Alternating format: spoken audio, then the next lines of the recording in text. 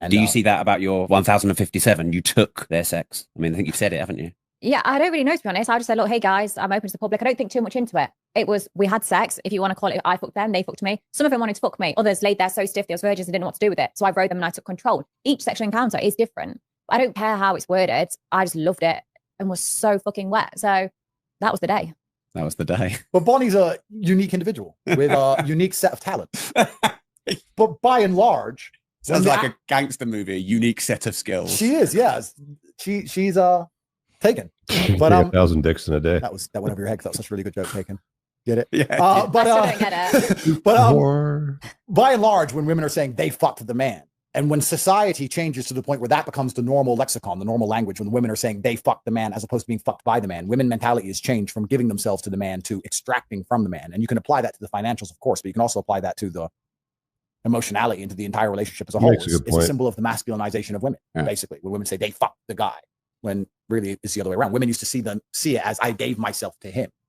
Women don't see that anymore. You can apply that to relationships in society, and you can apply that to everything. You can extrapolate that out, of course. So what's this about you having a sex demon inside you, Bonnie? Well, apparently I've got soulless eyes. What do you think? And wait, sorry, I picture this. Me on my knees looking up to you. Tell me if they're soulless, or tell me if you're hard. Do you have a soul? Yeah. When's the last time you cried? A long time ago. I could say the same, so I have to be careful. But I'm a man, you know. I don't think you're soulless, no. I think that I don't think you have a sex demon inside of you either.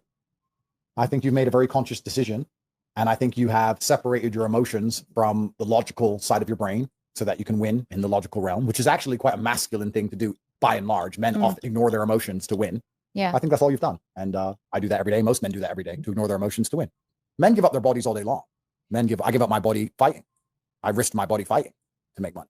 Men risk their bodies on building sites and risk their bodies at war. Yeah. Men give up their bodies all day long for financial gain and a lot less money than you're making. And they hide their emotions to do it. You go to war in a trench, you're a soldier, you have to hide your emotions to do it, and you're risking your body to get paid or to do something that you believe you need to do for whatever reason. That's all you've done. I don't think it's a demon of any kind. I think it's just a very masculine mindset. And when a woman adopts a masculine mindset, it's quite strange to be observed from the outside world. They're like, wow, she's thinking like a man. It's kind of weird. Well, I'm glad you think I'm not soulless. Otherwise, I'd say you're gonna have to put soul in me. So for all the power in the world, perhaps. Imagine how powerful our baby would be. My mindset, your mindset. Yeah. You wouldn't know if it was yours, though, would you? Well, that's the problem. Paternity must be guaranteed. You know, there's some things that we can trick with modern science, and DNA test is one of them. There's many things you can trick with modern science, but you can't override the evolutionary instincts that we have. And the evolutionary instincts for the man is to ensure paternity. That's the biggest instinct. There's nothing a man wants more than making sure that kid is his. So when was the last time you cried? I actually can't remember. Like maybe when my granddad died. And did you ask, because that's the sense of how masculine a female is? Well, I think it can be a pretty good measure. I mean, I know women who cry all day over nothing. I'm just not a wet wipe. Exactly. Like if something goes wrong on my OnlyFans, you know, I heard that. I was like, okay, well, fuck, what am I going to do? What's my next steps? What are my options? I didn't sit there and go, oh, I'm just going to cry and think the whole world's against me. Absolutely. Yeah, the world can be against you, but what the fuck are you going to do about it? That's right. She's very logical, which is a masculine mindset. I think when I think of my life and the way things, I plan it out. I don't sit there and complain. I think of a solution. If you put a men's mind into women, loads of them would be doing what Bonnie. They'd be successful. Loads of men would do what Bonnie's doing. And if you had a masculine mind in a woman's body, loads of them would do that. It's easy work to a certain degree. You weren't put on this world to struggle. We wasn't put, when you get to an old age or when you're about to die, you don't go, well done, you get a medal because you took the long path.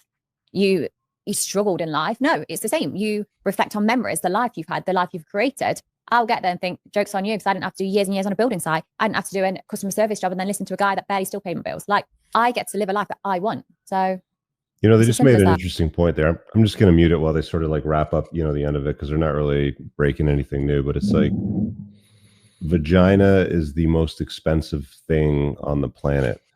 Sophia most coveted, which is pursued. Sophia Rain was the highest grossing OnlyFans content creator last year. I think she made $46 million, which is more than the entire payroll for the NBA.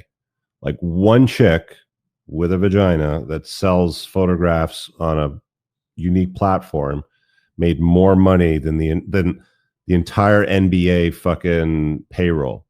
And how many eyeballs go to Sophia Rain versus watching NBA? There's got to be a lot more going to this one chick than the entire NBA. Like that's just where we're at right now. And that's all this thing really was, you know, like breaking down was, I mean, the sexual dynamics, man. This is the reality of the sexual marketplace. This is how things are. Yeah, I mean, very little there that I disagree with him on. I mean, I think he's got a real gift, man. He can deliver this stuff with a very comedic manner, but he's very smart. He's very calculated. He knows what he's saying. I think there were some really big key points there. Obviously, I think when you talk about when promiscuity runs wild, then men don't have any stake in society or in a future because they're not going to have children. So why should they bother? And if they're not going to bother with society, then they're going to stop building things. They're going to stop showing up. Infrastructure is going to fall apart.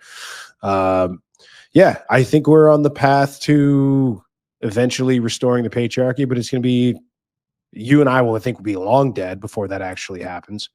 I think we're going to continue going down this road. And so it's like, look, man, like if you're still wasting your time, shaking your fist, saying you want to storm Capitol Hill, or you're trying to mobilize people to go change the laws, you're just wasting your time, man. Find your tribe, find your people, make money, protect them, try to insulate them from the clown world as much as humanly possible. Understand that it's going to be hard. It's going to be difficult, but guess what? That's the world that you live in, and there's no going back. Stop romanticizing the 1950s and 60s, acting like we need to get back to the way things were, because that is long gone. That window has certainly closed and will not reopen for a very long time, in my opinion.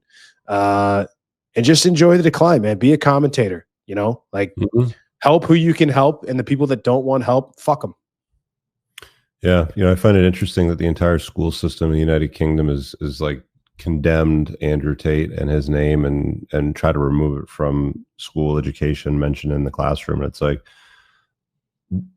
watching that and learning like the facts of life for a 16-year-old is far more valuable than all the other bullshit they try to cram in their heads.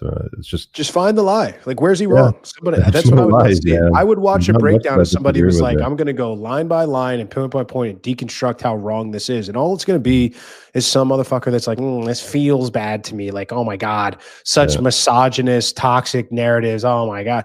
Like, all that is, it's female coded, feelings coded language. Just go to the bathroom and wash the dirt out of your vagina and you'll be fine. All right.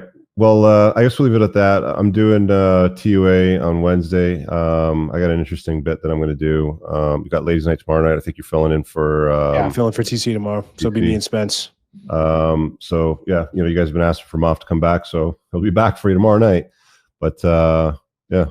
Check out the other shows later on this week. Hope you guys have an awesome one. All right, guys. I really hope that you enjoyed that clip. If you want to check out the full-length podcast episode, you can find that right over here. Also, make sure you visit my website over here where you'll find my supplements, the opportunity to book me privately one-on-one for coaching, and most importantly, my new School of Unplugging, which you'll find on the Courses tab. Newer to the channel? Hit subscribe.